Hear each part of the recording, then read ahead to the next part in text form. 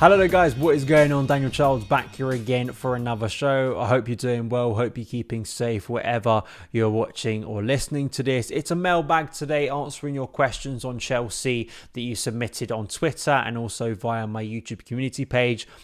The end, just coming off the back of a week that was an amazing week to be a Chelsea fan, really, in the context of this season and levels of enjoyment, beating Leeds, beating Borussia Dortmund, and of course beating Leicester at the weekend. It's a good time to be a Chelsea fan, and that feels like a rarity. We've been crying out for some joy this season, and we finally got it. So got to savour it. We don't know how long it's going to last, but obviously this week on the channel, going to be going through any news that comes out, but then also building up to Everton on the weekend at Stamford Bridge. If you are new around here and want to see more Chelsea content on YouTube, hit that subscribe button and the notification bell so you don't miss any of my uploads. Also, you can listen to the show as a podcast, link in the description box below. And if you are listening on the podcast feed, thank you so much for tuning in. Son of Chelsea is a part of the 90 Min podcast network. But let's get into your questions. Firstly, here on Twitter via Tommy, with how Koulibaly has been playing recently, do you think Chelsea should keep or sell him? My answer would have been a little bit different maybe a month or two ago, but Koulibaly has come back into the team. I think since basically the first leg of the Dortmund game,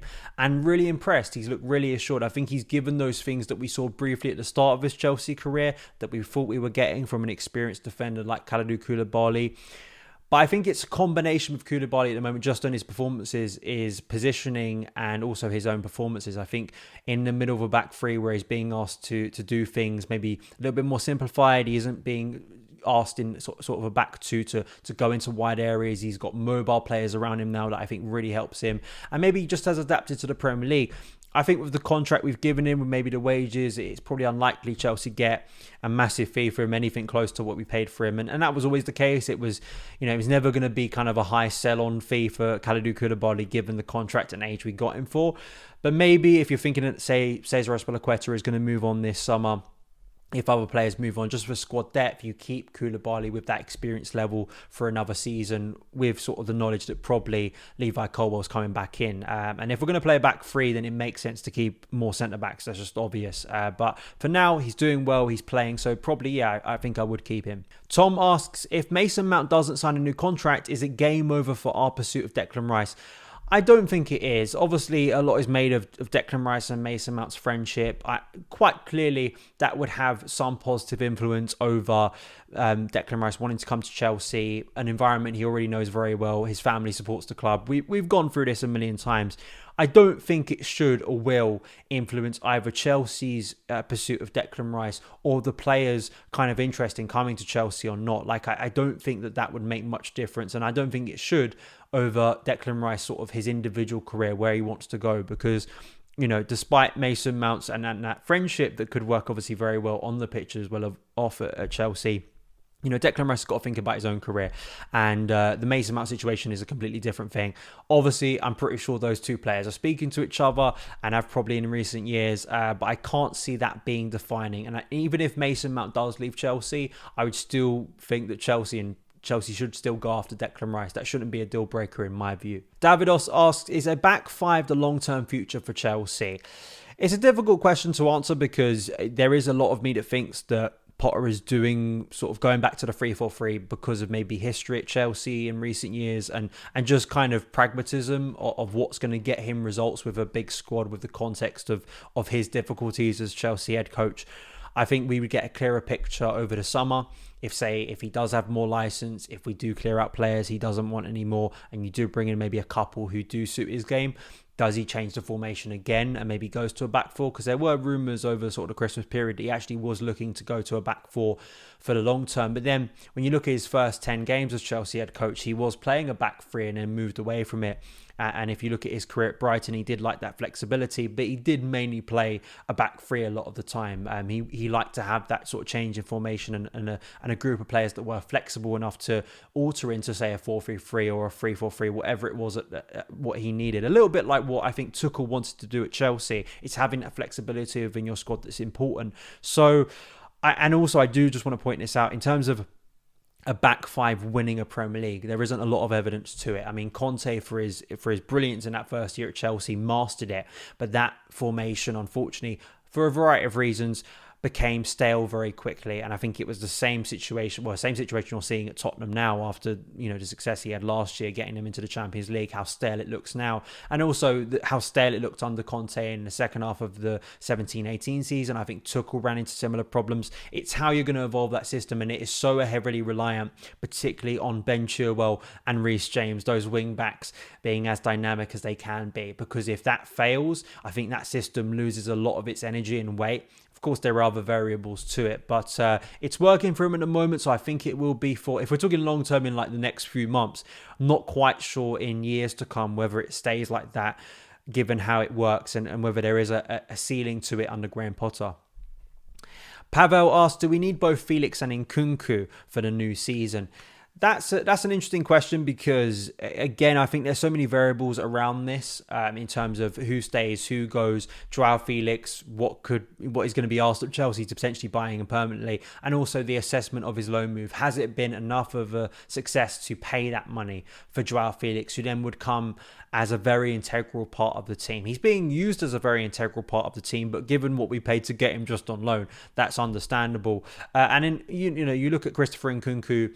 He is kind of, at times, you could argue he is a little bit of a positionless player. He can play as a 10. He likes to drop a little bit deeper. He's maybe more of a fluid player, as you'd like to say. And then you've got Kai Havertz. Do you really want 3 of those players in your squad, particularly on high wages? I think that's a big question for the new ownership to talk about. But if a Mason Mount, say, was to leave, if other players in that attacking area like Hakim Ziyech, Christian Pulisic, it obviously opens up space, doesn't it, for players in the squad?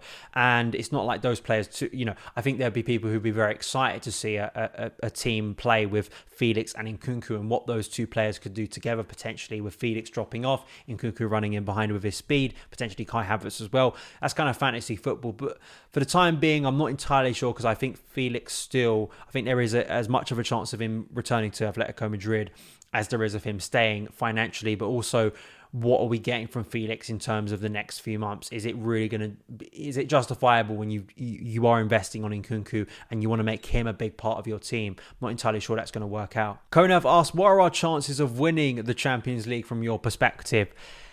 The magic of the Champions League and our history with it, with players within the current squad who have experience now of winning a Champions League, I think that could prove very defining over the next few months and could really help Graham Potter in some key knockout games. You can't moan if Chelsea get a really difficult draw in the Champions League now, because that's the Champions League. Once you get into the last 8, I don't think you can complain about difficult draws, because it's supposed to be the best 8 teams in European football. So it's likely will be, whoever it is, will be a difficult game for Chelsea. The one thing I would hope is that if we get a situation like we did in 2021 where we're away from home first, I think that's a massive help for Chelsea, as you saw against Borussia Dortmund. Having second leg advantage at home, I think, is huge in these situations, particularly with no away goals anymore. I think it even helps more to have that home advantage in the second leg. But magic happens, and particularly with the Premier League, if the Premier League, kind of dwindles out a little bit and Chelsea aren't going to get Champions League football, then of course that becomes a massive focus for these group of players. And we saw in 2012 how big that was. They were kind of putting all their energy into those Champions League games. And we've got talent in this squad, we really do. And it's always been that thing, when you look at the talent available and when they come together, what could be created, and that sort of siege mentality, a bit of that crowd getting behind the team and believing that we can do it again. That's massive. Having that history and recent history of us lifting this competition is massive, I think, for these group of players. So let's just say we're in the hat, and I don't think we're the favourites, but I don't think many people would want to face us in the quarterfinal. I think there'd be other teams thinking, not sure we want Chelsea right now for the rest of the season. So that makes it a possibility that we could go all the way again. And finally, Sharan asked, Potter till the end of the season and then replace if a world-class manager becomes available, or risk losing another pre-season and transfer window and being in the same position with the same excuses next season if we have to sack mid-season. It's a tough situation. This question is obviously assuming we are in the same position as we are currently, with no real insight or progression into his style of playing. Yeah, that in itself is a massive, hypothetical. I think for Potter, it's just getting to the pre-season. And as I've been saying since January, it's about assessing what happens in pre-season, and also how we feel in May. I think is also just obviously a real conversation of how the season ends. If it ends in a really optimistic way, and that's obviously, if we win the Champions League, that makes the season, doesn't it? The completely different complexion of the way we look at Chelsea if that happens, and the power that would give Graham Potter. But it's not that he, that's the only way I think he gains power, and the only way he's able to stay in his job and prove that he could be a very good coach for Chelsea. It's also about the style of play. It's looking effective as a team. It's progressing and seeing players play well, seeing a majority of players improve under him, like we have seen in the last few games. That has to happen for a longer period of time.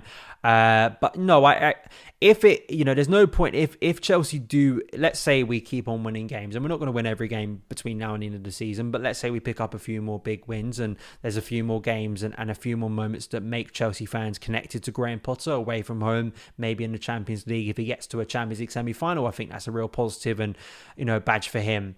As a head coach, particularly an English head coach, to get to that level. I don't think there's a point in changing head coach then. I think that'd be maybe a little bit flippant, particularly when if you were going to make a change, I think you should have done it already. If the current ownership were not behind Graham Potter, that doesn't mean that he gets no accountability at the start of next season if it goes really wrong. Of course, you still need to have that conversation if it is going really wrong.